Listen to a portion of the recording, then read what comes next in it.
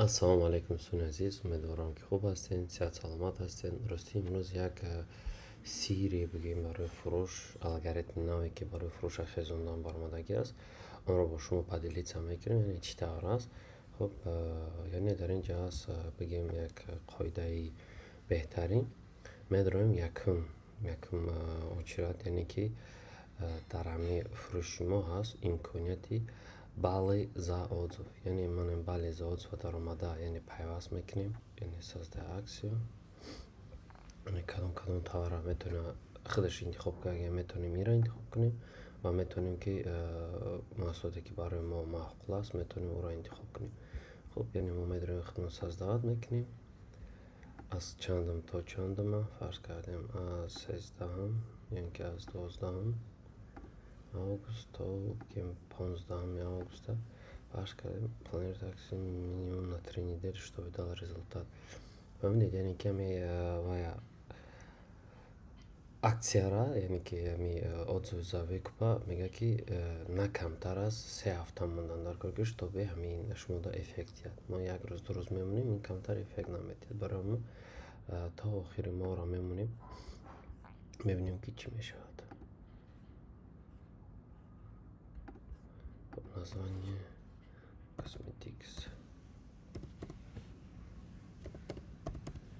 Косметика می‌بینیمشان.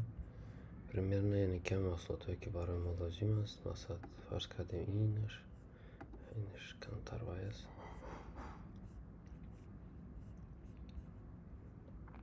منم دو تاور را باید میکنم سازده دو اکسیون، یعنی میگه جا 12 اینستروکس را وای میکنم. خب یعنی برای همین کسمتیک ببینید میگه که اگر تکست نویسد 80 روبل، در اینش 100 روبل، در اینش اگر صورت ماند 40 روبل دیگه بالایی، در اینش 50 روبل. اگر ویدیو ماند یعنی که در ویدیو با این قدر دیگر میشود. خب یعنی ایتاگوش 160 روبل از بالاگیش میشود، از پایینگیش باشه یعنی 100 روبل.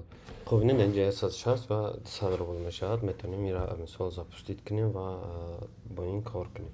اینه که خب ما запустить میکنیم то как для потенциального покупателя. Отправим пуш уведомление, оставляем отзыв тем, кто уже выкупил товар. Не только потенциал, пока сразу добавим бейдж акции в карточке товара. Остановить акцию можно в любой момент. خب دیمش انتخاب میکنیم. اونش باشد بالاگیش کسایی که پیشکی هم خریدگیم با اونها هم یعنی وای میرود گفته آگاه میکنیم. یعنی ما запускать کردیم این وای رو، یعنی отзыв за бал رو، و دیم фишкае که هسته میدرویم یعنی کشبک. یعنی کشبک هم چی پیوست میکنیم در همین کاتگوریمون میویم بارمونا. خب که باشد خب میویم در اینجا یعنی که امکانیت است. فرض کردیم 10% دیگر کشبک میتیم. 10% دیگر کشبک چند خواهد شود؟ 97 روبل دیگر، یعنی که 5% کشبک اعلام میکنیم. برای ما 49 روبل دیگه با از اینجا وای میتید.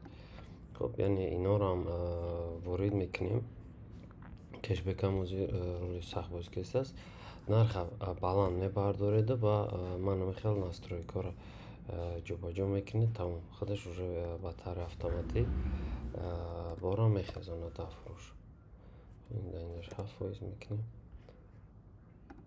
یعنی در اینجا بعد خرید با کشبک میتاد دیگر رو وای میکند و در این مسئله سخت باشه. این یک سیری هست که فروش رو تیز میخزاند بالا. مثلا هنگامی که آدم میداره میبینه هم bali za отзыв دارین هم کشبک دارین، یعنی دو طرفه واید ویگه نمیشد. به همین خاطر یعنی چیکار میکنن؟ خرید میکنن. این مگزین نوکی هست در اینجا، مثلا مگزینی که مثلا سودا ندارد ما در این مگزین وای کردیم موندیم، یعنی که هفته پس رزولتات شد، هفته و دو هفته پس رزولتات شد انشالله که میبینیم. بعد این یعنی که ویدیو دیگر نصیب شما میبرد در بابتی چطور در همین موارد باز رکلام کنیم که همین اکسیای ما را همین отзыв ما را بینن، یعنی طرز درست رکلام را هم در آینده میپردازیم. الله نگهبانت.